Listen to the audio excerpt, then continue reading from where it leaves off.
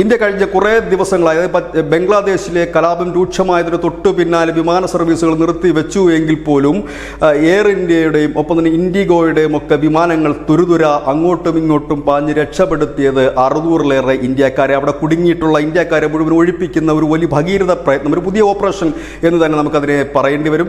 ഏതായാലും വിദ്യാർത്ഥികളും മറ്റുമൊക്കെ ആ കലാപം തുടങ്ങിയ സമയത്ത് തന്നെ ഒഴിപ്പിക്കാൻ നമുക്ക് സാധിച്ചിരുന്നു. അവിടെയുള്ള 13,000-ഓളം ഇന്ത്യക്കാരുണ്ട് എന്നുള്ളതാണ്. പലരും കരമാർഗമൊക്കെ അതിർത്തി കടന്നെത്തിയിട്ടുണ്ട്. ബാക്കി, അതായത് രോഗികൾ, കൊച്ചുകുട്ടികൾ, അങ്ങനെയുള്ളവർ ഇല്ലെങ്കിൽ പ്രായാധിക്യത്താൽ വലയുന്നവരെയൊക്കെയാണ് ഇപ്പോൾ രക്ഷപ്പെടുത്തിക്കൊണ്ടിരിക്കുന്നത്. വലിയ രീതിയിൽ തന്നെ ഓപ്പറേഷൻ പുരോഗമിക്കുകയാണ്.